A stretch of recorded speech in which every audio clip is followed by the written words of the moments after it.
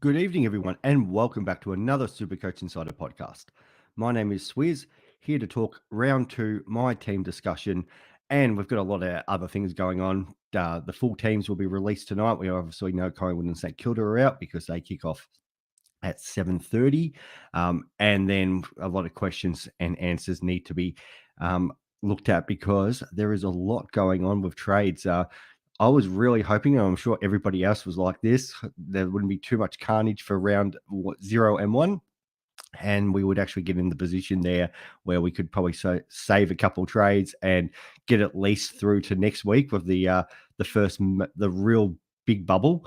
But unfortunately, just due to what's been happening, especially to our backlines, and then maybe a couple underperforming players. Yeah, we do need to look at potentially moving and shaking this week. The great thing is we do have 40 trades. So it is allowing people to think maybe I go a little bit more aggressive.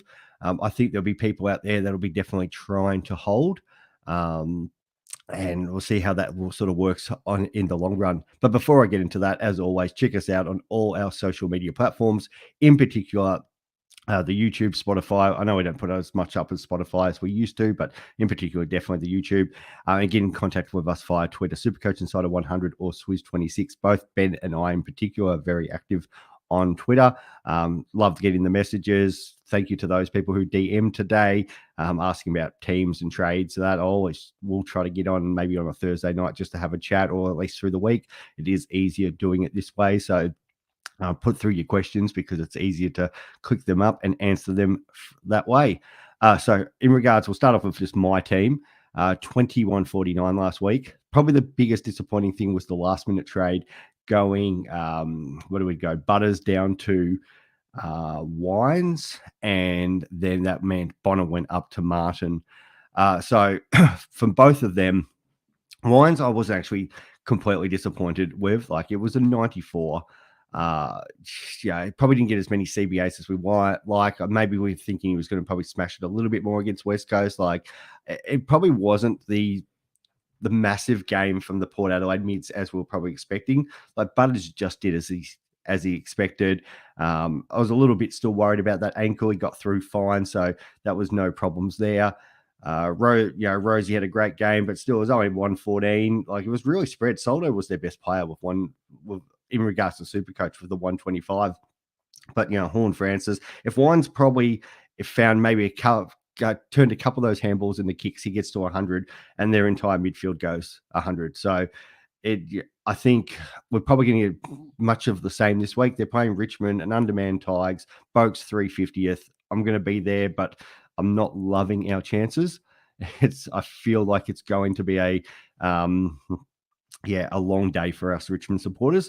Hopefully it's not. Hopefully we put up a good fight at the G, but I feel like it'll be the exact same. Like, Butters probably, it's probably going to go 120.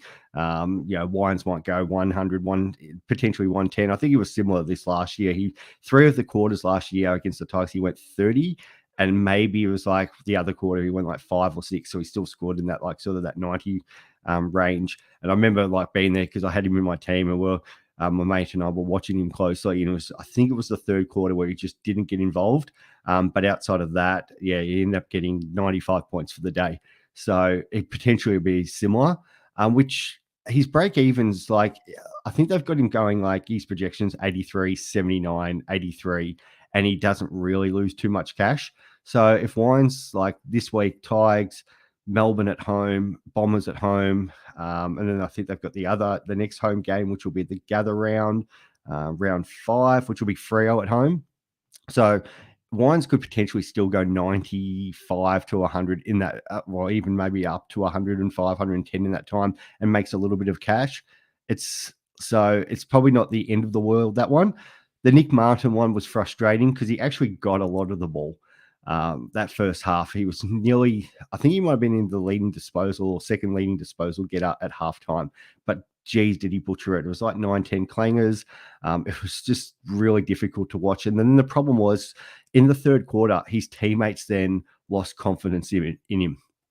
It was even to the point where Goldstein twice saw him there for the easy handball and decided to kick just because he'd lost complete faith in what Goldie was in what Martin was doing with the ball.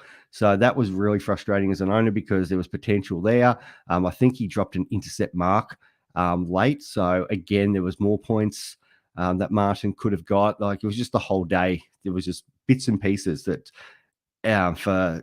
could have easily gone another way. I think I was saying, like, okay, you take out the 9 clangers, you add not only the 4 points you get back for that, but then the 4 points you probably get for the disposal for a kick or something, or even if it's a handball. So yeah, you're looking there. That's like an easily a 50-point turnaround. He kicks the goal that he misses, which wasn't far off. Could have easily kicked that, and then he takes that intercept mark, and that game goes from a 93 AFL fantasy, which is a 63 Supercoach, to easily 120. Could have been even up to 140 if you had really high disposal efficiency. So it wasn't actually that far away, but the problem was it was just the disposal efficiency was that bad. It does have us all worried. And rightly so. Now, the probably good thing is Redmond is out this week, but they are playing the Swans. It's not the matchup that we probably want for Martin. Like, they're going to see probably quite a bit of ball down there, but the Swans at the SCG just choke teams. And like I could see Martin again potentially getting 25, 30 touches, but just going to have that much pressure on. You're going to have Papley in particular, just going to be with all that forward pressure, the tackling, everything like that. And it does have me worried. So he is on the chopping block at the moment. And the other one that was very frustrating was Zach Fisher. And that was a lot to do with the fact of how North Melbourne set up. Like they played, I think they're like England's version of Bazball, like let's call it Clarko ball. It doesn't matter that the Giants were going to kick, they kicked 19 behinds. Like the Giants could have kicked 25 goals on the weekend, easy. But they had the 36 scoring shots, so only kicked the 17. But North's plan was pretty well much, you can kick 25, but we're going to try to kick 15 to 20 the other way. And they get 13-4, they're very accurate, but they were trying to take the game on, which is positive. It's better than sort of that chip and charge game, which we've been critical for so long, say Fremantle and some other lower teams, that all they do is let's just try to not let the opposition bowl out. So I thought that was a very positive sign for North. They were trying to transition the ball. They've got young players who are exciting, want to take the game on.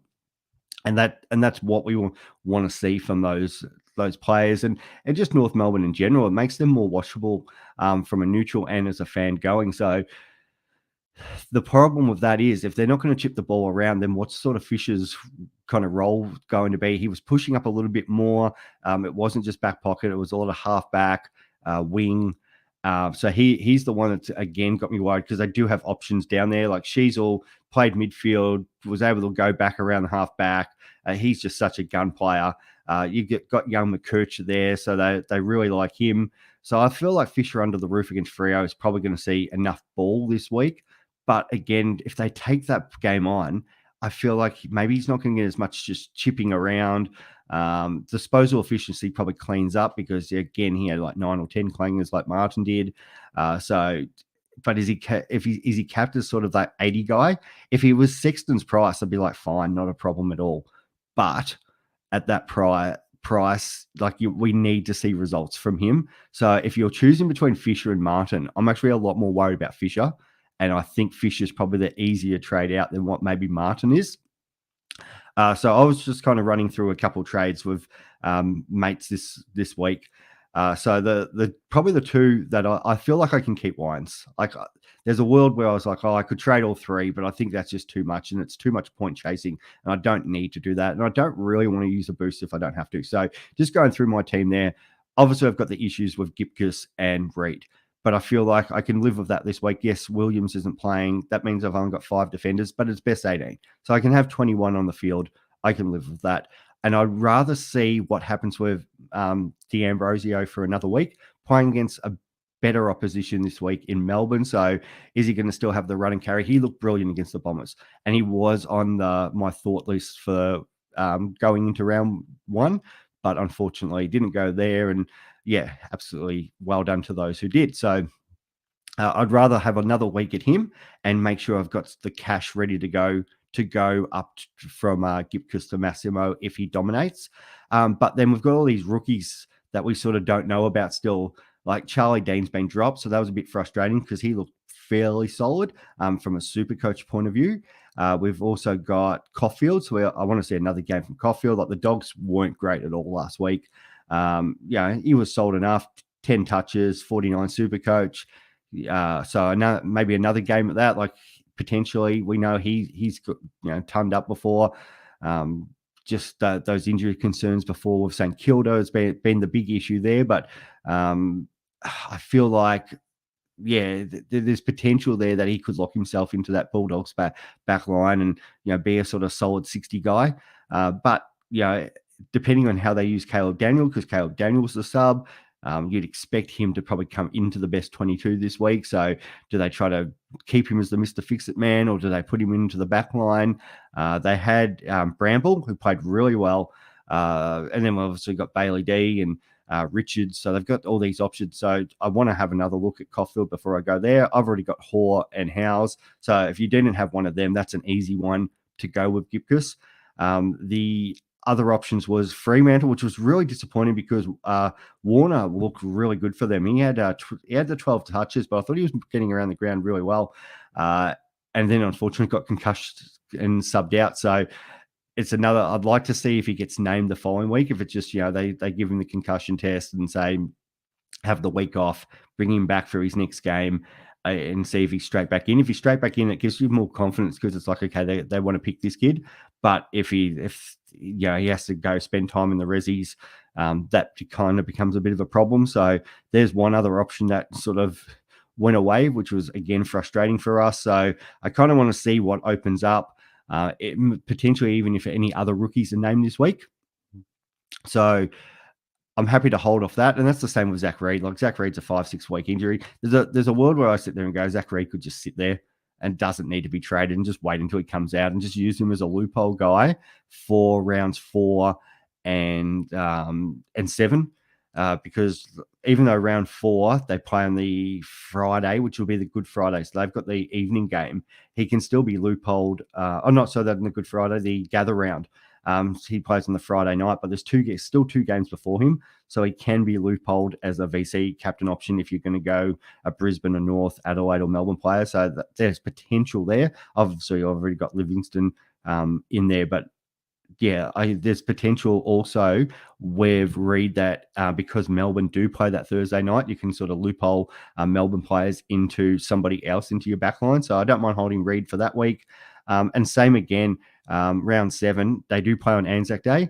So that is the Thursday, but Richmond, Melbourne playing on the Wednesday night. So Reid again can be used as a loophole option. So I'm not that fussed about trading out Reid. I think there's probably bigger issues, and he can loophole one of your Melbourne players into somebody else, which is really handy. So I don't think anybody's really mentioned that. In regards to the midfield, Jordan Clark's another potential issue there. Like Sharp looked pretty good, was sort of toying with that. Like I feel like I could technically boost. So the real big things with my trades is, if Martin and Fisher could go, and then I can go up to Sarong, playing North Melbourne. He looked so good last week. Yes, no, Lockie Neal was there, but he was he was in that debate for me with Butters, LDU, Dawson, who I was really big on, who didn't have a great game, but the weather conditions were awful. Excuse me. In that midfield mix to bring in. So probably should have just stuck with Butters, didn't. So do I just go Martin and do the correction trade and get Sarong in and make him the vice captain?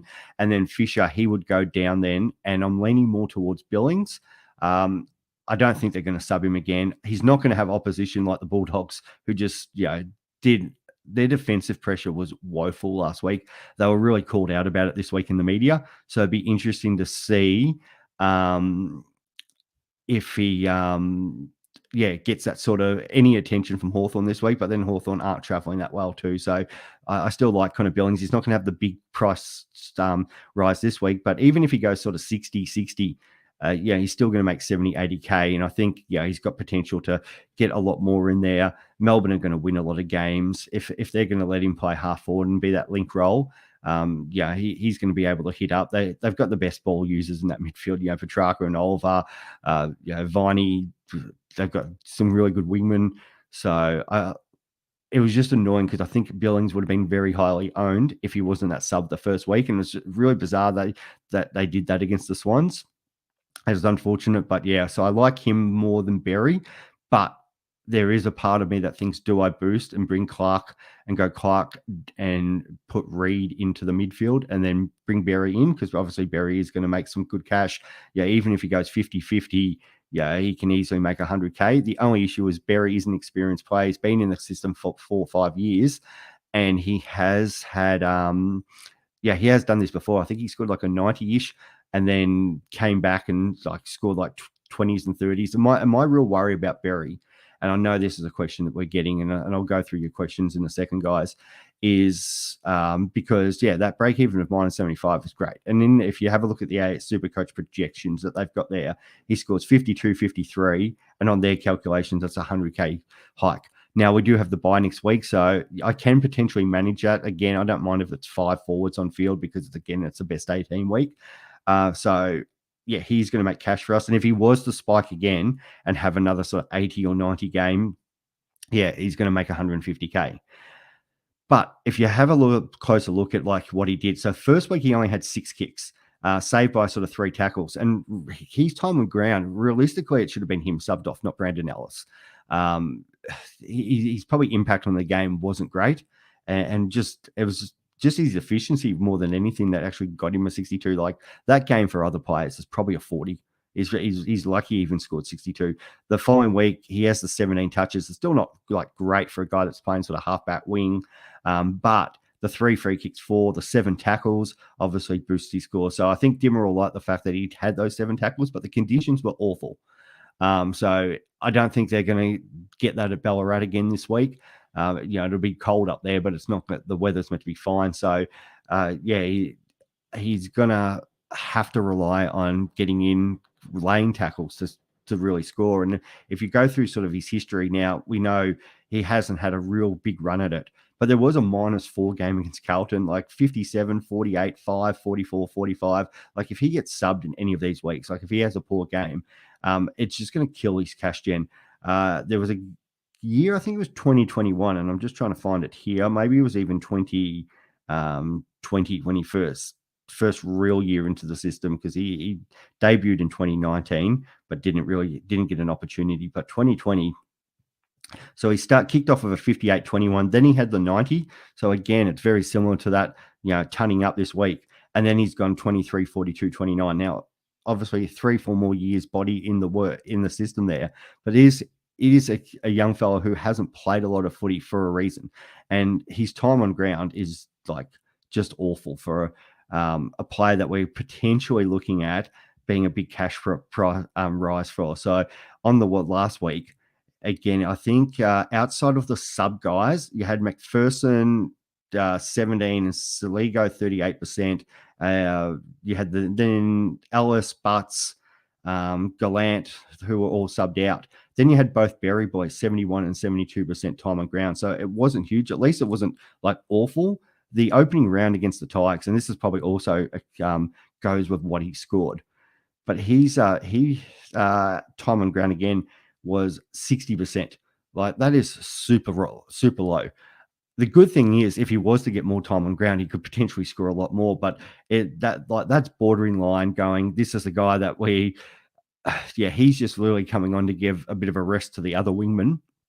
And you could just see it on any given week that he could be subbed out. So I don't think that I think the hard thing is if there was no, if it wasn't for that 100, and if it was only like a sort of 60 or 70, it would be just an easy pass. It's just the fact that he could potentially put up 2 very mediocre scores and still make 100K. The thing that's on my mind is, like, instead of like boosting for him, we can have another look at Jordan Clark, or any other option that you're wanting in there, and potentially just look at Dempsey for next week. Like, is it potential that you could have both Dempsey and Clark? The only way I see people doing it is if they want to trade Cadman next week. So let's just say Cadman goes 70, you get the 60K off him, and then you can trade him to Dempsey, but you're not going to make a huge amount of money off that. I have Wilson in the midfield because I want to go Carroll Cadman to Carroll, but it will be hard to ignore Dempsey if he comes out and scores really well. So it's kind of like, what do you do with your forward line then if you go and get Berry this week and then you get Dempsey? So all of a sudden, there's quite a lot of forward rookies sort of happening there. And I don't know if I want to carry all of them. Now, there's potential this week. Dempsey playing against the Crows. Does he deliver the exact same like he did last week? Now, his stats line was pretty good. They did play a decent opposition like St Kilda. That was a good game, and it was a low-scoring game. And the fact that he scored 3 goals in it was huge. But again, he's a kid that's been in the system for a little while. Clearly, they rate him high. So I think I saw him in his debut game down at Blundstone a couple of years ago. And it was really good because he had a lot of friends get down there, and they were quite entertaining. But yeah, if he was to get on the end of these scoring chains like he did on the weekend, he could potentially be a more long-term version of Berry. The great thing also of Berry's does have the bye next week, where Dempsey can come in next week and potentially cover that if you needed the extra player.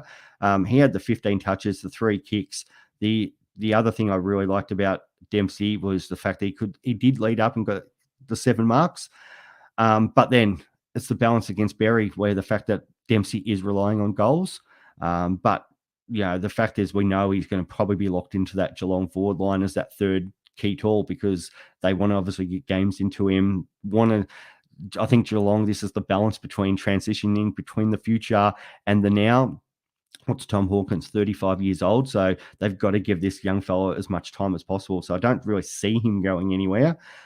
It's just the hard thing, that 187 centimeter forward. How often is he? There's going to be games there potentially that Hawkins and Cameron are dominating, and he might not get as much of the ball. But if he's, at least he's not a proper key forward, so he can lead up a bit like Billings did and be that link guy between the wingman and the forward line. So I feel like it's one or the other, and I'm kind of, if I'm going to have to use a boost, I'd probably rather have another look at Clark for one more week. He at least had the role. Now, Clark could easily get dropped. So, like, where the teams are about to come out. So, we'll have a look at that and see what happens there.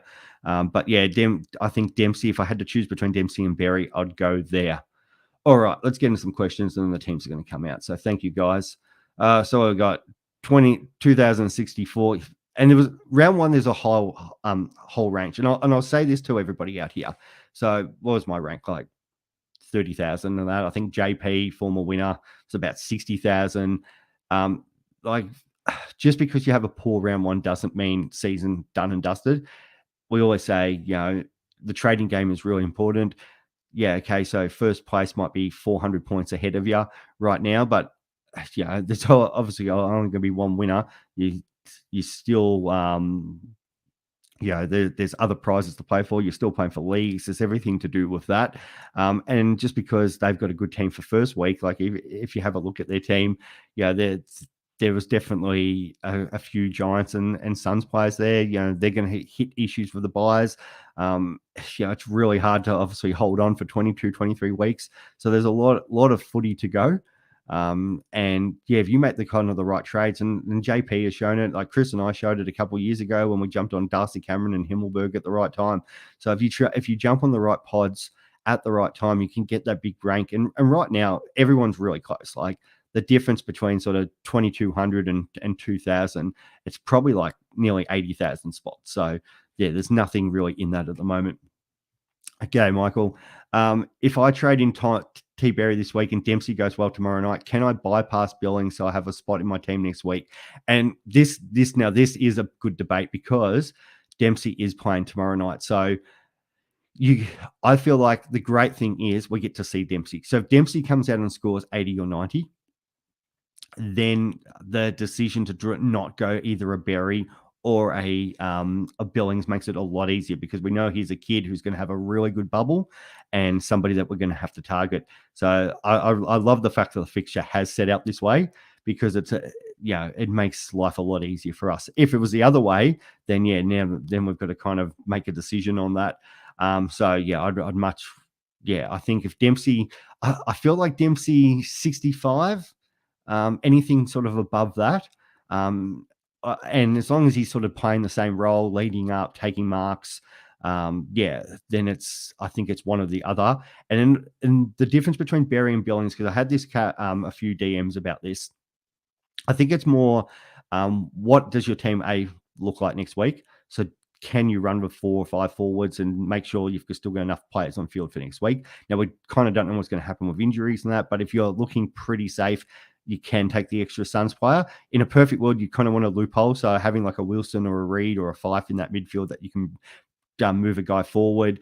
If you have like a Flanders, for example, and then Flanders can just sit on your bench in the midfield, it's an easier way to cover. So yeah, you could definitely look at that.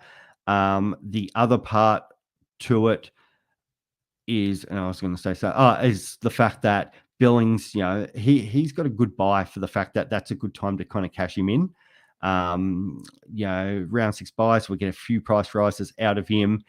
But then if that extra cash, it depends what, say, let's just go Gipkus, for example. If you are like me and you're holding Gipkus for this week and you're going to have to try to get a Massimo or somebody else up and you're going to need money for that, then you're probably going to take Berry over Billings because that extra money is going to help you. Where if the money, like you do your trades this week and you're like, hang on, I've still got a spare 70K, well, then I'd lean towards Billings because I think the job security is better. So that's how I kind of see that. Hey, Kev, how are you, mate? Plans for this week and next, and I've sort of just talked about that. So for you, out Fisher, Martin, Wines, Young. Young's an interesting one. So I'll probably get into the teams in 2 seconds because I know they're out now. But yeah, the worry about Young in particular is he looks like he's going to have to play defense just the way Fremantle's injuries have worked out, which is shocking. So yeah, you probably need to do that. Sheasel was the wrong. Either way, but I loved Sheasel's game last week. It looked fantastic, but I don't think you're going to go wrong. It just depends if you need the midfielder or the forward line. Or the back line. But either way, they're both great players. I think that's probably more must-have. Who's more of a must-have? This is a good question for Macca. Flanders or Billings? I actually really strongly considering Flanders. The only way I can do Flanders if I didn't want Sarong, or if I'd have to trade Martin Wines and Fisher and to get both of them in. But if you've just got the cash there and you're choosing between two, you're going Flanders, even with the buy next week. Like Flanders is going to be a top. I've said from the start, my idea of Flanders was go Heaney to Flanders. Now Heaney could keep dominating, but if what's his name, Sean Darcy comes back and Jackson starts to fall off, then Jackson and the Flanders. I'm happy to run Wines against Flanders because Flanders is missing next week and run him over these next 3 or 4 weeks. Knight Rider, where do you see Heaney? Do you think I've been pretty big on this? So Mills is out for ages, so let's discount Mills until bye period because he's not coming back until after the buys. Parker and Adams, Luke Parker can play forward. We know that. I think it's going to be a luxury for him that the fact that Parker can come into the forward line. I'm a bit more concerned about Adams, but I just think then it becomes a rotation because Taylor Adams can go half forward as well. So I just think Heaney's his percentage will drop off a bit, but if he's just dominating the midfield, they're going to have to keep him up there as much as possible. It could be also a matchup situation. Like West Coast, does Heaney really need to play midfield? They might just say, bugger it, let's try other players up in the forward line and keep Heaney there. Or they might just go, okay, Heaney, you can just play forward this week. So I feel like there's going to be a bit of swapping in there. We already know the kind of guys that are locked in, Goulden and Rowbottom. Like Rowbottom, probably one of the players that can't play anywhere. Goulden can move to a wing. So they do have a bit of flexibility in their lineups. All right, so we'll see if these AFL teams have come out and can get through into that discussion and they have. So this could be interesting. I'm sure a few people in the chat are saying what is going on with these teams right now. So there's me. Let's go AFL teams because this is the first time of actually me having a look at this. So we obviously know what happened with St Kilda and Collingwood with the teams coming out last night. I'm really hoping, and I love the Supercoach Godfather Abs there. Good mate of mine. But oh my God, I would love nothing more than to see Riley Bonner name sub. Now I don't think it's going to happen, but geez, if that happens, that could be one of the great meltdowns in footy. All right, Adelaide Geelong. So Tanner Bruin injured. That's a bit frustrating for my draft teams, but oh well. Tech's back. Not a lot's changed. interesting. There was Gallant. That's the one drop, which naturally was probably always going to be the case. We wanted to see last week the fact that Burgess and Gallant were playing in the same team, because it meant when Tex came back, one of them would drop out. So there's Burgess staying in there. Wasn't the conditions for him, which was a bit frustrating. So no surprise there. Dempsey named on the bench. Not the greatest thing. I don't think they're going to put him sub. Could they potentially do Manor 2 weeks in a row? Maybe. I think that's a big potential there. But yeah, I think Dempsey's still most likely to be in that side. I guess it depends matchup situation. Like if Dempsey was named to sub or gets subbed off, well, it's an easy call for us. Then we get on Berry and Billings. It's probably a much easier call than Dempsey sort of getting a 55, and then we're like, okay, what do we sort of need to do there? All right, moving on. We've got North Melbourne Freo. So North, McDonald and Simpkin in. So McDonald's an interesting one for people talking about Fisher. So we'll have a look at those sides in a minute. Freo, Taberner, Draper is a defender coming in. So how have Freo named this? They have named Hayden Young back at the half back line, which is not a great thing for him. Like he's still a guy that can probably go 90-ish back down there. We've seen in the past, but we wanted that midfield role. Jeremy Sharp's got to be another must watch this week. Like if he goes sort of 60-70, he's got to be on our plans. North Melbourne, there's McDonald back in the back line with Sheasel. Now the team lineups, as we've seen last week, just because they're named like this now doesn't mean necessarily they're going to be named there for the start, but it sort of gives us a bit of an idea anyway. And the fact that now where is Fisher? Fisher is named on the bench. Now, North do have a few guys who've got the flu. Now, I'd expect it'd probably be an Eddie Ford or a Curtis probably be named as the sub. But, geez, if Zach Fisher was named as the sub, that would change everything. That would be really interesting. And I actually didn't mention the fact that in the Geelong game, where is our boy Clark named? Clark again. Clark, and this is why I want to have another look at Clark, because he's named in the guts again. Now, it was a really poor game from him, but he's a young fella. And, second game could potentially improve. So I don't really want to jump the gun on him too early. So here, again, with Fremantle, Will Brodie has flown over. So we need to be a little bit mindful of that because he could be a late in. I've just heard a little rumor about that, but I don't think it affects us too much. Except for the fact that if Brodie was to come in, then Young's got no chance of being in that midfield. Reedy's named as the emergency. So again, Luke Jackson's got full ruck, which is awesome. Taberner, be interesting to see how he comes back because as a 172k forward, he could potentially be an option as a sort of cheaper forward line. Okay, Hawthorn Melbourne have done absolutely nothing. Interesting that the Hawks made no changes. D'Ambrosio back on that half-back line still, so that gives us some confidence there. The Ds, what's their interchange bench like? Hoare, not what I want to see. Potentially, probably maybe be Windsor again in there in that sub role, so not great for Windsor owners potentially, but it'd be interesting to see how that goes. Swannies, Corey Warner's in, Fox is out. The Bombers brought back Parrish, Draper. Now, where is our boy Nick Martin, half-back line? So, it's probably as expected because Reed's being out that Martin was going to be back there in the half-back line again. But it is the worry. Like, he with no Redmond there, he could absolutely smash it this week, get 25, 30 touches down there. It just comes down to disposal efficiency and how much are we willing to roll the dice on there. I don't think there's anything else that we have to be too concerned with that game. Oh, Sardis, actually, a few people are asking about Sardis. Has he been named on the interchange bench? Now, just because haven't been named on the interchange bench, there was a team, was it the Dogs or was it Geelong? One of the teams last week took a guy off the best 18 and put them as sub, which was frustrating. But yeah, Sardis named on the wing. He looked really good in the low time that he had on. So want to maybe watch a little bit because I know there was a lot of hype about him in the preseason. Kid's got a lot of talent about him. It's an awkward price, but I hate the price. But you'd hope in a perfect world that maybe it's a couple of 60s, and then if he looks like he's going to go, there's a chance. Jed Walter makes his debut for the Suns, but that's irrelevant for us. Sam Darcy, now is he on an extended bench? Yes, he is. So we'll have to now these extended benches.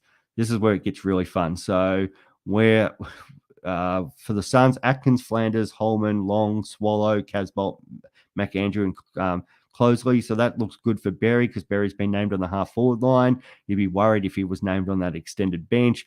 We know Flanders is going to be in, so there's no worries there. For the Dogs, again, Caleb Daniel, Bailey D. So that's probably good at the moment for Caulfield because he is named in. So be interesting to see sort of who they go with. There might be a chance that Caleb Daniel just completely gets dropped here. In a perfect world, Lob doesn't make it because it's just the Tim English owners will be loving life, but it's a tough matchup this week against Wits. The Tigers are playing Port. Richmond have got a ton of changes, and Richmond very relevant this week. We'll just talk about Port very quickly. Jace Boygoin has been named to the extended squad. There's a bit of preseason watch about him. Mitch Georgiades is back, but again, it's an extended squad. Jackson Mead's there on the extended squad, so anybody's got him, just be mindful. Wines is named in the guts. Todd Marshall. Now, there is an interesting one. If you play draft leagues, I've found him on every one of my draft waivers.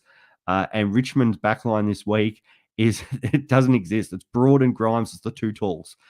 So really like the idea that it could be Marshall versus one of them.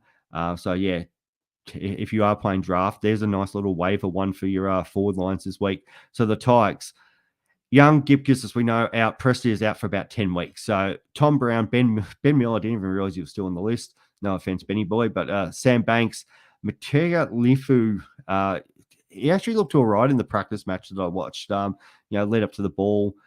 Juddy Clark and Samson Ryan. So how are they going to go with this? So we've got Tom Brown, Dow. I'd expect Dow probably keeps his spot.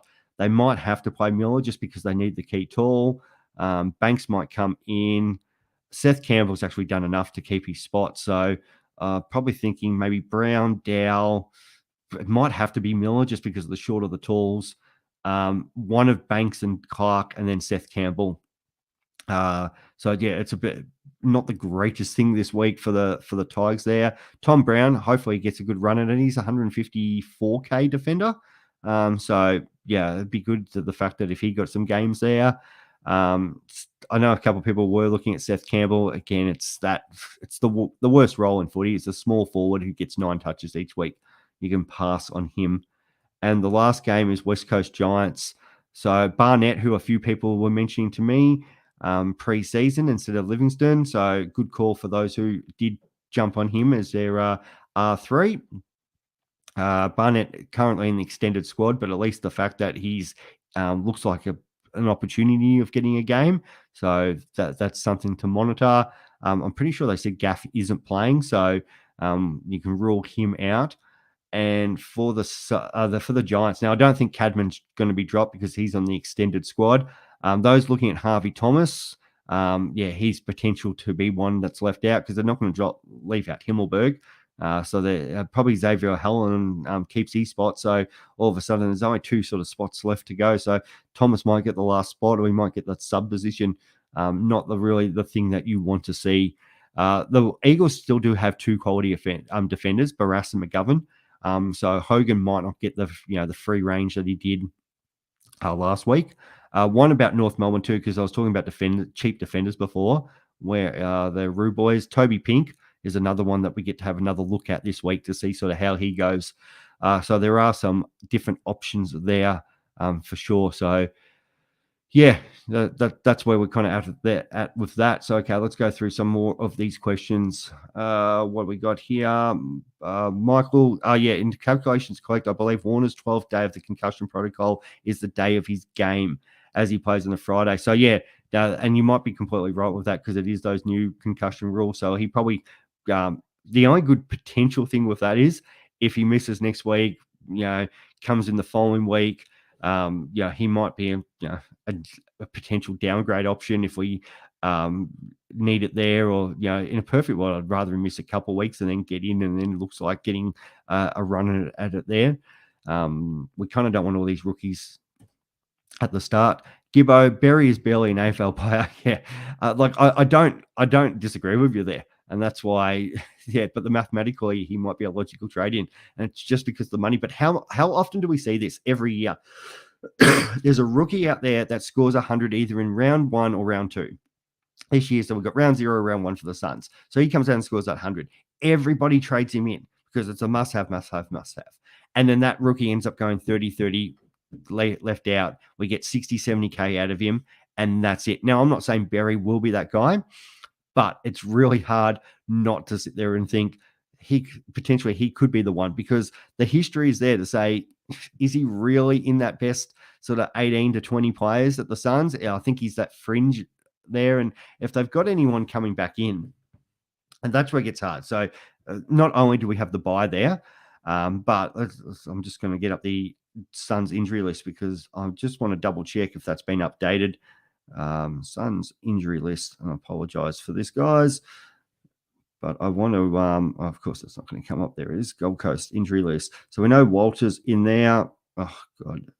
They're actually pretty good. Their actually injury list is fine. So it's more of a case of if any of their players perform in the VFL, and their VFL team's absolutely awesome. So, yeah, he might still, I feel like if it is a poor game, does he get dropped, or he just gets dropped back to the sub? Like the sub, I'd rather Berry get, if he had a poor game, just get dropped and then come back in. But the worst case scenario is if he was used for the sub each week. The fact that they subbed off Brandon Ellis round 0 makes me think, unless Dimmer still got it in for him back from the Richmond days, that he's less likely to be the one sub. So if Berry's only sort of getting a 6 to 10 possession game this week, and the game is up at Ballarat, it's not a great place for half forwards unless you're the quality of like a Toby Green, who dominated last year. He turned the game on its head, but he played pretty well, 30 good minutes. Up till then, no influence. And it was because it is a tough ground for half forwards to get involved in. It's a really midfield game. If Berry's playing half forward, he might struggle this week. Skick, I think I've said that right. Fisher to Heaney or Reed to Massimo. Fisher to Heaney. I'm huge on Isaac. That's a no-brainer. You can actually wait a week on Mass. So I feel like, and the Swans draw, like the Bombers this week, they got West Coast coming up. I feel like Heaney's a must-have, mate. Get on it. We got Shaq. Afternoon, mate. What's the play with Bont? Heard Jack McRae not even the 26. What are we paying 720K if we are not captaining? I'm trying to. Well, McRae, yeah, is not in the 26, but yeah, Bont. If we're not, I guess I can look at it if you're like, why do you have Bont? Like, there's other options there if you're not going to use him as a captain. I can see that. Like, if you don't have Bont at the moment, I wouldn't be trying to move heaven and earth to trade him in. But at the same time, he's still going to be, if not the top midfielder at the end of the year, in the top 3. So what's he going to come down to? He might come down to 660, like big deal. Like it's 60K, we lose out of it. He's still going to average 120. Like, the guy's an absolute superstar. We probably could have saved 100K.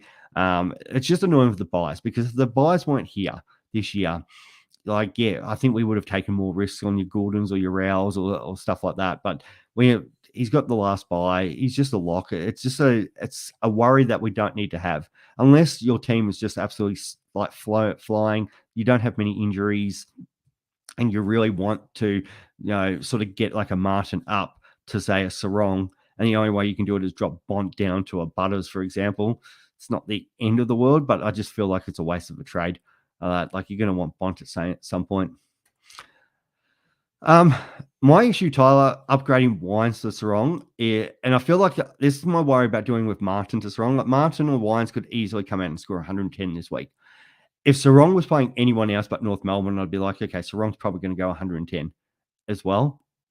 It's just the fact that he is playing North Melbourne, and we saw what Tom Green did to North Melbourne last week. And we expect Sarong, as their main ball winner, to absolutely do the same. So, I think if you don't have Martin, don't have Fisher, and that's the one upgrade you're looking at doing, yeah, not a problem at all, because he's the obvious vice captain option. Now, Sarong could very easily go a 110 this week, but I'm expecting him to probably go a lot better, because North are just not going to have the answers to him in the midfield. It's going to probably be LDU versus Sarong. Like last week, LDU versus Tom Green, shake hands at the start, shake hands at the end. Let them just both dominate. LDU looked great, but so did Tom Green. I feel like that's what's going to happen. So I don't mind that trade. And it's the only reason I sort of like Wines versus Martin's my debate at the moment. And I just like Port's draw better. I know Martin could potentially be a top 6 defender. So there is part of me that thinks maybe I just hold Martin and move Wines. But he didn't get as many CBAs as we probably wanted through Wines last week.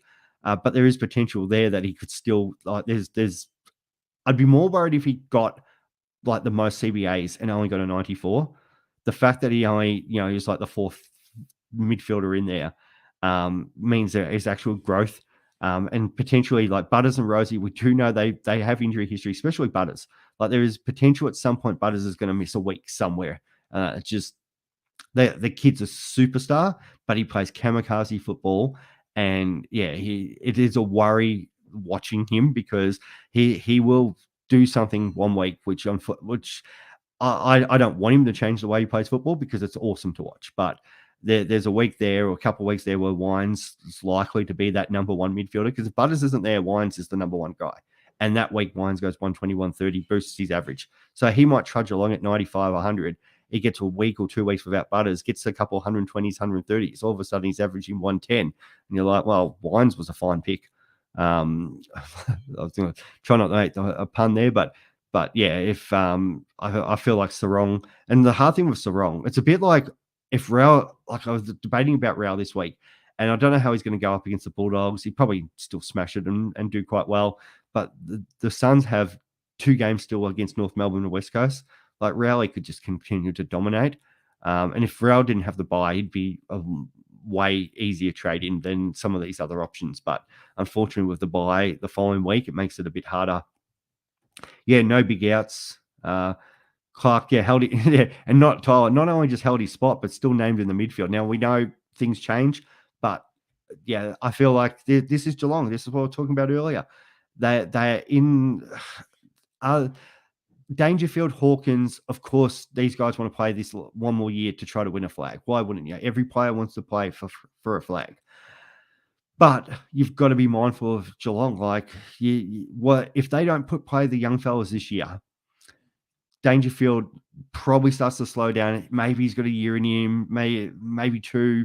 Who knows? But there's only a certain level that you can play at forever. And the fact that he's still playing full-time midfield, I don't think he can just keep going the way he is. And to rely on him to play 23 games, it's not going to happen. Hawkins, we know he's probably only going to be playing 14, 15 games this year. So they've got to give Dempsey time. And it's easy to give them time while these guys are still there. So Clark playing next to Dangerfield, he's going to learn so much more than if Dangerfield's not there and Clark's just thrown into the ringer. So they've got to give Clark game time. They've got to give Dempsey an opportunity to learn next to Cameron Hawkins. So I feel like he does play in that midfield, and they try to just work around. Now, if he's completely really awful again this week, then maybe they go, okay, have a run in the seconds, mate. But I still feel like they want to back him in. So yeah, I feel like it's an easier hold because there'd be nothing worse than side swapping him. And then, of course, and we've seen this in the past. So let's just hypothetically say Clark goes to Berry, which is a fairly obvious trade out there looking at the trade-ins and trades-outs. So Berry comes out this week, gets a 50 and makes 60K this week, which is great. But then Clark comes out and scores a 70. Then Berry misses next week. And then Clark, the following week scores a 70. All of a sudden, you're like, oh my God, here we go. I'm going to have to try to work out a way to trade Clark back in. And then you've used 2 trades. What do you go Berry back down to Clark? The other thing is, what if Berry, has a real poor game, being at Ballarat, and then he gets subbed out, and then Clark's good. The flip side to that, of course, if Clark has a poor game, Berry comes out and scores 100, and then look like a genius. So there's no right or wrong here, but I would rather, if Berry didn't have a bye, it would be a lot easier to consider that. But I'd rather hold and instead of especially when people are looking at boosting, it feels like there's a lot of trades for where it could just end badly, and I'm just going to keep probably repeating that because we see it every year. Beautiful, Colin. Good. I like that. Good, Colin. Good, Tyler. I like the conversations actually in the chat between people too, helping each other out. Community is awesome with this. There's been some really good discussions and there's always going to be a few trolls out there, but it's great to see people helping each other out. What would you trade out? What would you trade out later on for Dempsey? So if I went to go and get Berry this week, hypothetically, and I traded Clark, the only real move is to potentially then move Cadman next week but then I've got to try to think of a way to get Carroll. Now, Carroll may not be a great trade in, depending on where Walsh is sitting. A couple of the other Carlton ins, but he's looked pretty solid in that midfield. And there was all the hype preseason about him internally that sort of came out to a couple of people that I trust in the Supercoach world, and it definitely shows. So, and Dempsey might not even be the ultimate trade in anyway. But as I said, if Dempsey sort of goes 70, 80 this week, he's going to be hard to ignore. So you've kind of got to have that way to do it. And realistically, the only other way I could potentially do it is keep enough cash that if Buku Karmas really went bad, then I could just side swap there. But then how many rookies do you want to keep side swapping? So, and if Buku say went 50 and was sold enough and Dempsey goes 70, is it really worth doing it for a guy that might make 20 more points a week?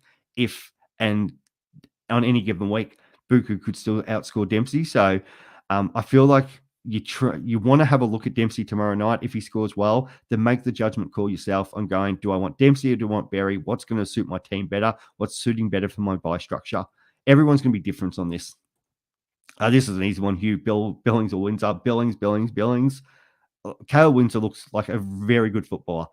Would not be surprised if he challenged Reed. Oh, okay, no, I'm not going to say Reed's going to lose the Rising Star. Harley Reed's the lock for the Rising Star, as long as he stays injury-free. He's got it. But yeah, into that sort of second, third category, McKercher versus Windsor could very, very much be a battle this year. Windsor looks like a very good footballer. The worry is Melbourne do have plenty of good options, so it wouldn't surprise me if they start him with the sub, or like it's an interesting one because if he is super fit, so they could just let him run out. But just the fact that they've got so many good senior players, so I'd rather go Billings, just because the fact that also Billings has started as a sub. I don't think they're going to do that to him again. Unless you're like sort of a young player, I feel like they bring other players in and rotate them around. Unless you're sort of Bevo, who's happy to keep like your Toby McLean as a sub each week. Very tempted to jump from Jackson to Gawn as R1 tonight. It showed last week we needed Gawn. Like there was a lot of thought about that, and I was looking at every option too, but ended up backing in Gawny, and because I was worried about that, thinking he's got so much pride about him and his performance. He has a poor game, he's always going to back it up. But in saying that, Jackson is the number one ruck. He's playing Cherry, like he should go pretty well. Is there another way that you can get in Gawn and move Jackson to your forward line? I think that's where you've got to kind of think about. So if you've got like Young, Wines, Martin, Fisher, any of those guys that we've talked about, that's how I'd be trying to get to Gawn rather than moving Jackson at the moment, because I feel Jackson, number one ruck, he's still going to play really well. Yeah, the Tigers is interesting. That we're not going to win the Spoon, but we're going to be close enough down there. That's all I've got to say about my Tigers. Is it worth moving on Martin if it gets you Sarong? Yes. Yeah, I feel like it is. Just because Martin is question marks, is he still going to be top six like this? Sicily is going to get real cheap. The great thing about Sicily having a poor game, hopefully he has another poor game in there, drops somewhere in the 500s. Like Sicily at some point we're going to have to probably own. I feel like he's going to get cheap enough that even if he got to 540, 550, like he's going to have a run there where he's just going to go ham. We know he will. So yeah, it was kind of handy for the fact that we didn't. And we did talk about this preseason about not starting Sicily until we sort of saw what happened with Hawthorn. But like Dan Houston's there. Luke Ryan does what Luke Ryan does each year. He always seems like first game of the year, like scores 160. It's just what he does, but he'll be up there again. Tommy Stewart, sold as a rock as always. So how many defender spots can we really have? Like Jaden Short has not played well. I thought he was awful on Thursday night against the Blues and still scored an 88. Just was early on and late in the game was important. The second and third quarter, he may as well have not been out there. And he still scored an 88. So Lockie Whitfield, there's so many options there in that back line who aren't that much more expensive than Martin. So it was frustrating because I feel like, if Martin had cleaned up his disposal efficiency and got 110 last week, it was just the fact that he could have that many touches and butcher the ball that badly. And now he's playing against the best defensive pressure team in the comp in Sydney. It's got me worried, because if he's going to get pushed off and destroyed that much against like a Hawthorn, with his disposal efficiency. Yeah, it's a bit of a worry. And it's not just one game. Like, he did this in the preseason match against Geelong. Like, the score was still good, but his disposal efficiency wasn't crash hot that day. Hugh, yeah, good question. When do player price rises rise in Supercoach? So what will happen is after this match, we'll see going up all the round zero teams except for Brisbane and Carlton. So we've got Sydney, Melbourne, Collingwood, Giants, Richmond, and the Suns. They will all go change in price as long as those players have already played 2 games. So that's their 3rd game, their price changes. Next week, Brisbane, Carlton, same again. They will change with the rest of the competition as long as that player's played 2 games. So, for example, Marty Hore has only played 1 game, so he won't until next week, even though Melbourne have played 2 games, where your Petrarcas, Olivers, all them who have played, their prices will change. So, and then with dual position, after every team's had their first bye, there was teams there who had a bye in round 0, even though it really didn't count. But so after that, the bye, which will be the last bye, will be Richmond, Melbourne. That after that round, the dual positions will happen. So any player that's had 35% in a certain other position, for example, if Martin keeps playing half back, he'll get defender status, and then that will change as well. And good, that was getting answered in the group chat. So thank you for those people doing that. To Corey, thoughts on Fisher, Gipkus, and McKenzie to Carroll, Heaney, and Hall. But McKenzie actually, again, had a good role, but unfortunately, it probably didn't score as well. You could, again, have another look, but the fact that it gets you Heaney, obviously, Carroll, it probably helps you maybe loophole a couple of your midfielders around this week. So that works as well. So I've got no problem with that. And the fact that you're a North man and saying, I want to get rid of Fisher, I think that says a lot. Here we go. Matt, thank you. Zach Jones and Finn McRae name subs. Yeah, Finn, no surprise there. Zach Jones, it's just so disappointed it wasn't Bonner. It would have been awesome. Like, Abs and I kind of made a little side bet, and yeah, I was just really hoping that was going to happen. But yeah, Zach Jones is the obvious one, obviously, coming back from injury, that they're going to name him a sub. Bodies flying over could mean 5 misses. You called that. It's a great point you read. I feel like if Fyfe's flown over, they're going to play him. The more worry is, how much do Fremantle need to get up at 3/4 time or halfway through the 3rd quarter where they go, Fyfe, you're on ice? And this was always the worry.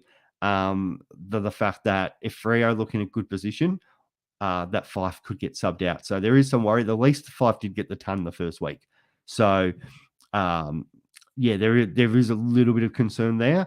Just hopefully in the 2 to 3 quarters that Fyfe plays, he still scores an 80. That's all we want. But yeah, Brody. Yeah, Brody. And that I don't think Fyfe gets dropped, but the potential there could be another swap that puts Brody in there, and that wouldn't surprise me at all.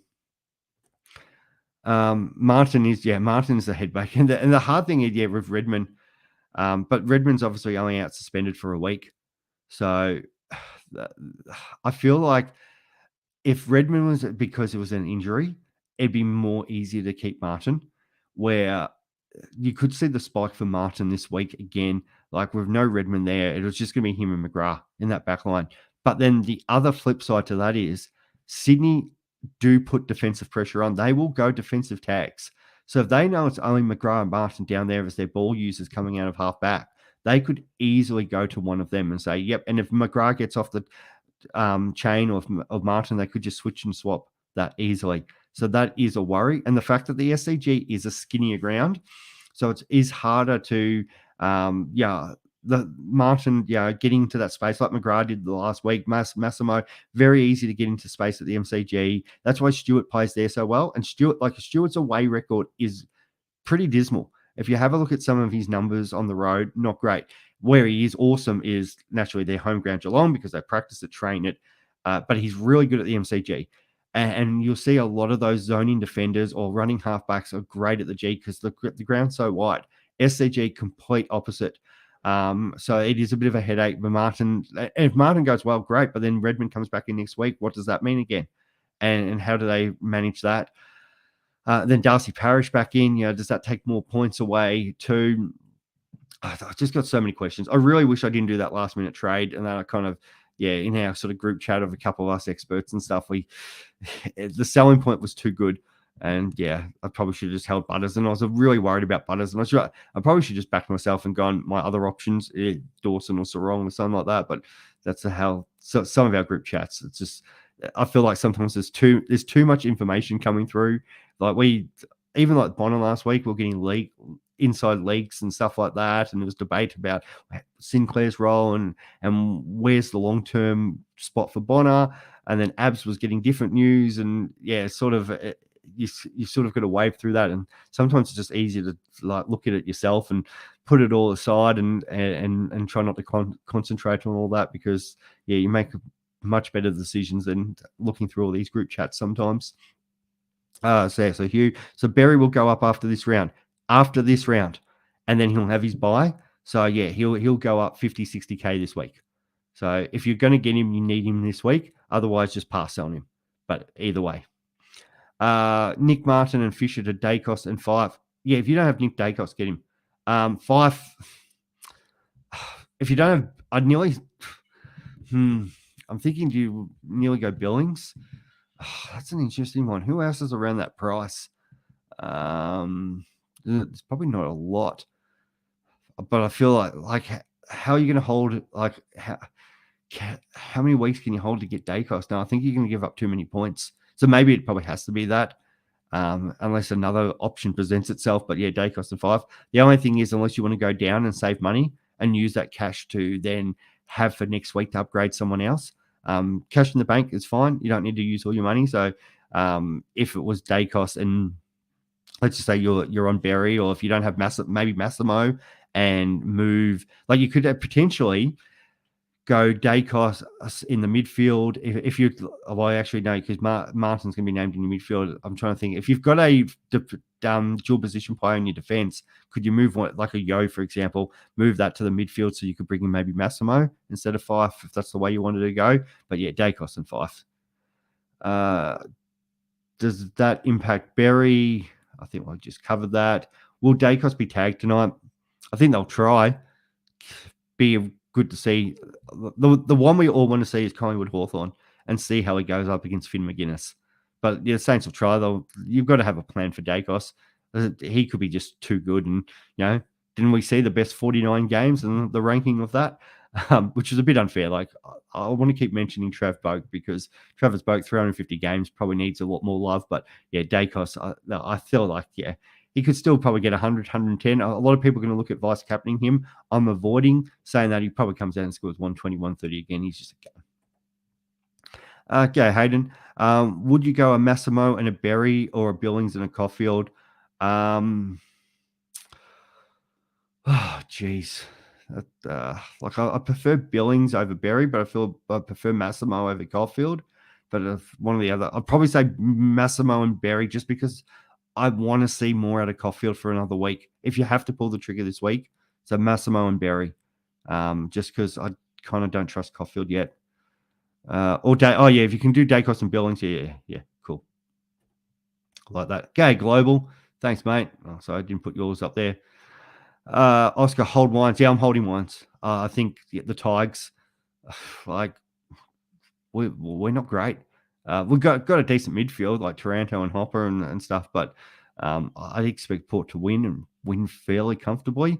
I feel like this is the first game I'm not going to get in a bit of an argument with Port Adelaide supporters. So, some of my mates will attest that there's been a couple of real quiet. It's probably, I think one of them said it's probably the funniest thing I've ever seen. Said at to a Port supporter a couple of years ago. And even last year, I was sort of carrying on a little bit just because the way they were carrying on at us. So, I don't think I will be mouthing off as much this week, because I think it's going to be a bad day for us. Ben, Fisher and Gipkus to Billings and Mass, or hold and wait and see how. Yeah, if you can hold, and that's what I'm trying to do. I'd rather see one more week of Mass. Potentially people moving on him because there might be other issues next week, and that is a worry. But if I don't boost this week, I can boost next week, and that's probably going to be the boost then. But if you want to, and you want to use your two trades, fine. Mass has still got that role. I just want to kind of see how he goes against a better quality side in Melbourne. And no disrespect to Essendon, they won the game last week, but there's a worlds apart between Melbourne and Essendon's quality. What do we got here? How do I cancel? Logan, this is a good question. How do you cancel a Supercoach Plus subscription? I shouldn't say should cancel it because I'm technically working for those boys at the moment, but I think it's actually not the easiest thing to do. There is a number that you've got to call. So I think you've got to look up. I think it's Herald Sun billing, or even if you go into like your account, you'll see it. If you go into, I think it's your Herald Sun account. So you click on there. There should be a number in there, but it's hard to find. Like I might need to run through this one day, but to actually find where your subscription's in there. But yeah, there is a number. I think if you go to like Herald Sun billing or Supercoach billing, you need to call them, and that's the only way you can cancel it. You can't just actually do it online, and I'm sure they'll probably try to sell you some other offer or something like that. And thoughts on Luke Ryan? Luke Ryan's role's the same every time. He sits there back in the half-back line and does what he wants. The problem is with the amount of tools that keep going down, if they lose any more this week, he might have to play more tall, and that's the worry. But the guy's a jet, but he's one of the biggest yo-yos in the league. Like he goes 160 and then he can go 60, and then it averages out and he averages 110. That's Luke Ryan, and it depends on how much ball free he's got down there, how much freedom he gets, and also if he needs to play tall or if he can just zone off. But yeah, the guy's a jet. Love him. And the only thing I worry about him each year, he always seems to get injured. But if he could play 22 games every year, I'd probably just start him. Or would you rather bring Sarong? 100%. Sarong's much better option than Ryan, just because the role, the body, everything. Sexton, Wilson, Dempsey, or Cadman. Sexton, Wilson, Dempsey, or Cadman. Which two are you benching? Well, that's a good question. I'm not a big fan of the back pockets at Ballarat. Always a hard place to score. The wind, it gets stuck in there. But I'm definitely benching. Wilson, put the emergency on Wilson straight off. So I've got the emergency on him. That's an easy one right there. I'd probably want Cadman. If Cadman is named, which he should be, I'd rather Cadman on field. Like I feel like he could kick 3 or 4 goals this week. Like West Coast third tall is probably gonna. He'll be a better matchup for them. You'd expect like Barras probably goes to Hogan, McGovern then goes to Riccardi. So then when Cadman will get the third tall. So I don't mind Cadman on field. So Dempsey, but then playing Geelong, I'd probably go Sexton and Cadman. Let's back those two in. Macca, who's more of a must-have? Okay, what are the options? Flanders or Billings? Flanders, simple. Start Roberts or Sanders? Roberts. Sanders. Oh, why? Bevo doing it to us all the time. He was not their worst player last week. The kid is as fit as anything. Like if anybody who's in Melbourne that listens to SEN talk back, geez, the Bulldog supporters were, and not just Bulldog supporters, but just general fans were ringing up, just absolutely giving it to Bevo again. Like there was no reason to sub him off last week. Oh, young guy, first game, whatever, and that was not the right move at all. So Sanders I expect Sanders to play more time this week, but Roberts, he's got the role playing the Bombers. I'd rather back Roberts in. Watch that. Sanders will go 100 this week, but it's just Bevo. Like I just don't understand sometimes. Martin's score in preseason probably inflated. Yeah, and that's it. He did kick a couple goals, and that helps his disposal efficiency. But yeah, I think some were saying anything, practice match, you name it. But yeah, it's all on. If my worry also with Martin is it's not him getting the ball and just chipping. Like if he's under pressure, other players will either find a handball or they'll do the little cross check 15 meters or whatever, or they'll bomb the ball down the line. But Martin, for whatever reason, seems to try to hit up a target 30 meters away while still under pressure. And it's just not the play. And then he turns it over or misses the target because he is under pressure. You're like, what are you doing, mate? It's so frustrating. If Massimo was starting on the wing, then pushing back in defense, would it be a slim chance to get dual position? Potentially. And that would be probably handy for our teams. So, yeah, something we need to obviously monitor. But you'd rather him in defense than in the midfield for now anyway. So it'd be worse if it was the other way around. If he was a midfielder and we're hoping him to get dual position in defence, much worse for our teams. But the fact that he's a defender already, yeah, that's just a bonus, Michael. Hey, Cliff. Got English and Grundy. Grundy to Gorn. Loving the content. Thanks, mate. Yeah, English is great. I was chatting to Chris about this before, and he was really close to going Grundy to Cherry, who I was pretty big on in preseason being Cherry.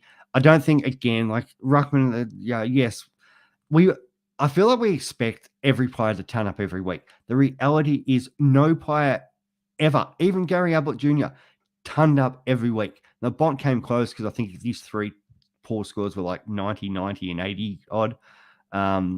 But every player has a game where they have a poor game, especially Ruckman. Like they can come up against different matchups, different reasons. Their hit outs to advantage get sharked and they're getting -5 instead of 1 point or 3 points, or they might not lay as many tackles.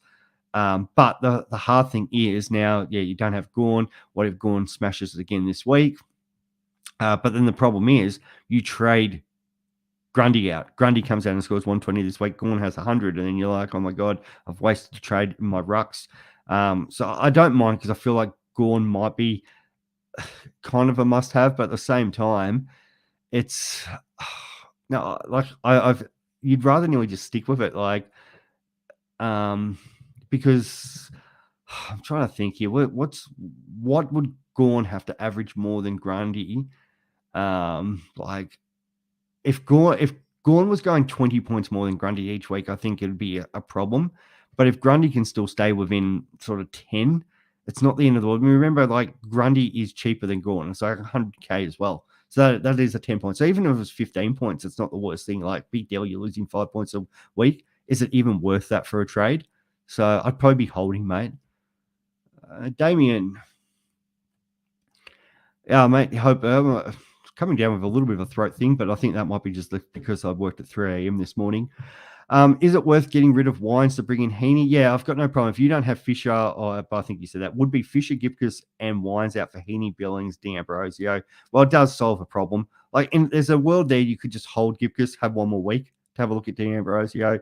You could hold Fisher, have another week at him, hold Wines, have a week with him. There's no problems with that at all. But at the same time, Heaney's smashing it, playing midfield against the Bombers. You'd expect him to probably go 100 again and just keep rising on cash as well. So I feel like, that they're fine because they solve Fisher and Gipkus probably solve issues for you. And then Wines is just the fact that you've got to get it done. And Billings, he's not going to be that far behind Wines. Like if Billings could average 80, like it might be on 20 points and you're going to obviously get a big price increase for Billings over the next couple of weeks. Like he'll go up maybe 30K this week. Following week, he'll probably go up 50K, makes at least 100K. So that's fine. HTC, hey, Swiz, in a bit of a pickle where I've gone too deep in the midfield. Wines at M6, Martin, Still, Bonner, and no Heaney or Flanders. Would you do a Wines or Martin to a Heaney or Flanders? Yes. And I'd actually be tempted to do both, but as I said, I'm more tempted to hold Wines than Martin, but you could potentially do both. The only problem is, obviously, you're like getting rid of non-buy players for buy players. So if I had to choose between the two, it's going Heaney. Like, Flanders goes another 100 this week. He's going to go up 30K. Big deal. Well, in the scheme of things, it's 30K. At least Heaney doesn't have the buy next week. So I'd be leaning towards Heaney. And I'm nearly happy to spend the extra 30K to get Flanders if he goes off the charts again. Potentially, Ballarat, Flanders, if he's going to put in a week of 60 or 70, this is the week. But, I feel like Wines can stay with Flanders enough. So Martin to Heaney, I feel like that's the move. And I'm still big on the idea that I want to see what happens when Parker and Adams come back and potentially moving Heaney to Flanders there. Like Heaney's going to make more cash than Flanders. Like Flanders goes up, 60K, 50K. So I'd rather have another look at it and see when's the best time to do it. Trading Cameron this week, name 4. I wouldn't be trading in Cameron because potentially people will be looking at maybe moving Cadman next week just because that's the one to get either Dempsey or Carroll or something like that. I don't think he's going to be the best. I think he's going to play. He's probably going to kick 3 to 4 goals. He's probably going to score 60 or 70, but he's really that F8 if you want to keep him. or if, or yeah, as I said, depending on how he goes, people may look at him being the expendable one next week. So I wouldn't be, but then I wouldn't be wasting the trade to trade him in. I don't think that's the right move. I don't see him going like 120. He's not going to be that player yet. Yeah, so no, I wouldn't waste a trade there. Yeah, I the fact that Berry and Cadman, if that's your debate, mate, I'd go Berry there. Berry's not a great player, but you know, if he scores 50, he's going to make more money. Yeah. Thoughts on Sam Berry? This Berry, big argument this week in our group chat about this. So I thought his role wasn't as good as it was. Conditions were awful. Still scored an 80. Did get helped out because he kicked the first goal in that chain, which helped the Crows with the comeback. But at the same time, it wasn't like he kicked the first goal or the last goal in that and it got inflated. Still managed to score an 80. He was getting 20 points a quarter. Rather have another look at him because he's one that we could move. The other thing with Berry, we got a little bit unlucky because he dropped an intercept mark late in the game, which would have had a shot to level that game. If he takes that mark, kicks that goal, he could have gone 120, 130 easy. And it's that close from him having this massive score, and we look like geniuses to not. But at least he was in the right position for when the game was on the line. Berry was there. So at 80, yeah, if he was scoring like at 200 and what, 240, 220? I can't remember off the top of my head, but he, I've got it here, 226. Like for a guy at 226, I'm happy for him to score 80s. He's making us cash. Like it's a similar price to Reed and McKercher. If you said McKercher and Reed are going to score 75 to 80 each week, you're like, I'm locking these guys in my team. So Sam Berry scores an 80, and all of a sudden we're like, oh my God, I don't want him. Like, what are we expecting from him? To me, that's perfect. I'm keeping him 100%. If I have a midfield defender emergency and it's the mid, will it cover? Yeah, as long as you've got it on that same line. So Zach Williams, for example, is only good if your defender is and I'm trying to think, let's just say you had Wanganeen Malira, you could put on the bench there, put the emergency on him. If you had Carroll already in your team, you could put Wilson on the bench. If you have him in the midfield, Carroll on the field, if Wilson was to score 60, 70, whatever. If Wilson doesn't, then you just chuck Roberts or whoever else back into your midfield and you just loophole there. Loopholing it during bye rounds is awesome. Billings or Jordan? Yeah, Jordan. Yeah, we haven't talked enough about JJ, and I don't have him and probably should actually consider him more than Billings, actually. Like, realistically, he's he's a fairly solid option. I probably think a part of me is I just don't want the extra swan. But yeah, again, he looked actually quite good. And I probably haven't given enough time to James Jordan as much as I can, probably because a lot of people actually have him and then I don't. But yeah, looked fine again, 19 touches, the 4 tackles, 84. Yeah, I probably like him a bit more than Billings. And he was the one that I wanted, but it just got squeezed out in the end. Soldo, he was my ruck pod 125. Yeah, he played. It's funny. He played well, but I think I'll give Kane Corn some credit. I'm pretty sure it was him. Pulled out on it. I think it was his close checking or something like that. He let a real easy goal in. His defensive pressure in the ruck wasn't great. Now I think he'll work with his coaches and be better for that this week. But yeah, as a first ruck, as a cheap option, it'd be interesting if he came out against his old club this week and scored another 120. There's some food for thought. If a Grundy, for example, didn't score well, I don't mind that. Would you drop Wines or Martin if given the choice? Yeah, and I've got no problem. If people want to keep Martin, no problems. And if the money's not a difference, yeah, no problems at all. I just kind of like Wines as Port's draw. I really want a Port player in there. That's as simple as that. What have we got here? Currently gone Wines, Young and Fish to Cecil, Sarong and Berry. Yep, no, that's good. All right, I'll do a couple more here and then we'll get, because the game's about to start soon. Mitchimus Prime, that's a great name. You can't use a mid emergency to cover. No, you can't. So if Zach Williams is in your defense, yeah, you can't, and then you're trying to cover him, you can't use a midfielder for that. It has to be position for position. G'day, Aaron. Gipkus to Mass. Yep. Gipkus to Berry would be F6 and save cash, or Gipkus to Billings. If I had to choose between them, it's Mass. I'd rank it Mass, Billings, Berry. And reasons I've already said. Zach Williams to Berry via dual position, Zach Fisher to Heaney. I don't really know why people want to trade out Zach Williams. Like, he was fine. He slowed down the second half, but it was just kind of the way the game played out. But he scored 70 on for that price. I'd be happy to take 75. So, no, I wouldn't be going Williams to Berry. The discussion earlier, like, Berry's not a great footballer. There was reasons why he had a lot of tackles in the wet. Scored 100. Like, he scored a 90 once before and then bombed big time. I expect similar. Not really, mate. That's to Mason. Not really. Yeah, good. Who wins tonight? I'm on the Pies. I think they rebound. They've been smashed too much in the media. But if they have really been drinking their own bathwater, and it happens, win a flag takes a few weeks to get going. They've had a less preseason than some of the other clubs. It would be more interesting talking line if the Lions 0-2 are playing the Pies 0-3 next week. That'd be huge. But I still think Collingwood would win, and that doesn't happen. Global, if Cherry goes 100 and Grundy spuds, everybody jumps on the Cherry, 100%. People just want to trade by. Yeah, they do. That's the hard thing. And that's why, like, if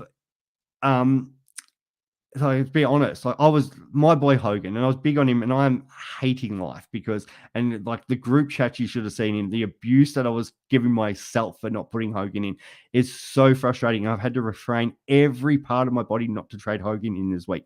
But I'm like, I've missed 160 and his buy's coming up. And the original plan was if I'm starting Hogan, he's gone the following week. So I'm not doing 1 week for a guy that's he'll go up 70K, no problems. But it's a 1 week literally thing. I don't want to trade in too many buy players. That's why. Do I want to trade in Berry? No, because he's got the buy next week. And the problem is, yes, it's best 22, but we take out, so we've got 30. You take out the R3 because the R3 is irrelevant in all this anyway. So you're down to 29. And then all of a sudden, if you are still carrying injuries, let's just say you've got Reed, maybe Jordy Clark, like potentially a couple other players get dropped. All of a sudden, that best comes down a little bit. We might not actually have the cover on the bench. All of a sudden, like for example, my defense this week, Williams is out. I've got Reed and Gipkus out. So all of a sudden, I'm down to 21 on field anyway. Potentially, if another couple of big injuries happen, we might be just struggling a little bit to actually have, we might only be having 20, 21 players, maybe even getting closer down to 18. All of a sudden, you put yourself in a bit of predicament. And next week is not, there's no team on the bye. No, there is. There's the Suns and the Giants. So if you're in that situation where you keep trading, you've already got Sexton, you've already got Cadman, you trade in Hogan or you won't have them, you trade in Berry. And then let's just say one of your forwards goes down injured and you're still trying to cover, or there's other trades that we need to make next week. All of a sudden, your forward line, you might only have 2 or 3 fit players on there. And then if we cover another couple injuries, you might not even have a best 18. And it does put you in a predicament. So that's why I've been a little bit not wanting to completely jump on JJ, because all of a sudden I've got too many Swans players and the Pies, and it just becomes too many. No problems, mate. That's why I'm here. Thanks. Cheers, always appreciate it. If you want Hogan, if you want Hogan, you just get him Mackay next week because he won't have the buy and he's got probably bigger upside. Like Hogan's was always the play for the short term to start the year. Mackay looks the better option because he's going to actually play ruck time as their second ruck. That's the way the Blues are sitting up. And Carlton are going to win a whole lot of games. Like they aren't playing great at the moment. They've still got probably their best players to come back in Walsh and Wiedering. The Blues are going to have some big kills coming up. In particular, straight after their bye is North Melbourne. Harry Mackay could go do what Hogan did that week. So I'd rather wait and then potentially get Mackay. And that's where a part of me is like, do I just have another look at Fisher? Or maybe it is. That's why Wines is an easier one to have a look at because I feel like the opposition's better this week. And then if Wines was to only sort of go 80, well, then it's easy. Wines and Mackay, piece of cake. You've probably gone over it already. I've got Gipkus and Reed in defense, Dacos in the mid. Yep. So you move Dacos back to defense. That's easy. If you're going to axe one, Fisher, Martin, Wines. I've said the order: Fisher, then Martin, then Wines. But Martin and Wines, you can toss a coin. Fisher just worries me because of that way that North lineup is did. And where was Fisher named? Did we say Fisher was named on the bench? So Fisher's gone. What was my reasoning for Massimo? I like him. I just want to see another week playing against a better opposition in Melbourne. Like the Bombers don't have a great forward line. They ran around the Hawks defenders and did whatever they kind of want. The Bombers won their game. Fine, not a problem. Like Stringer played well. The Bombers had a better midfield. But there's a big difference. And Melbourne don't have, it's not like they have the greatest forward line, but they just have better setup. Oh, no, they don't have a better key forwards. But, Bailey Fritsch, Pickett is a defensive forward.